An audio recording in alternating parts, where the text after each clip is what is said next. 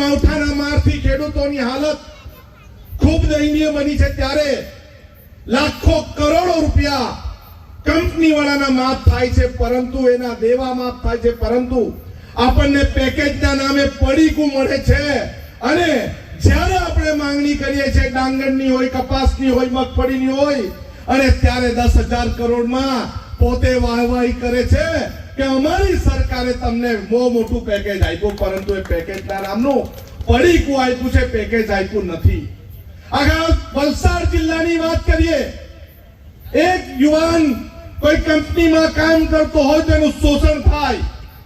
એક ખેડૂત પોતાના ખેતરમાં કામ કરે, 90 દિવસની કાળી મજૂરી કરે, અને માવઠા વરસાદથી એનો પાક પલળી જાય અને એને સહાય આપવાના નામે એની સાથે છેતરપિંડી કરે।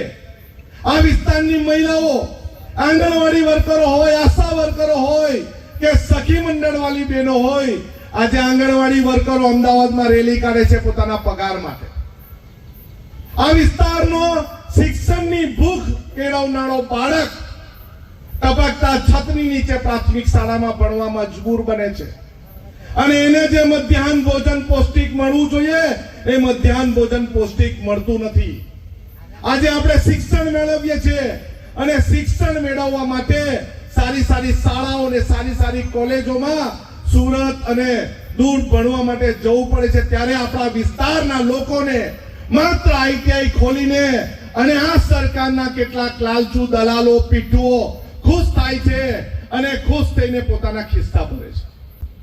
આવા સમયે આપણે જ્યારે એક થઈશું, આપણે સૌ સાથે થઈશું, તો આપણા તમામની સમસ્યાઓ હલ થશે। તેમાં આદિવાસી સમાજ માટે હું ખાસ કહેવા માંગુ છું, પહેલેના સમયમાં તમને દાખલા મળતા હતા, પંચાયતમાંથી સરપંચ, તલાટી દાખલા લખી આપતા, મામલતદારમાં સમાજ કલ્યાણમાં દાખલા મળી જતા।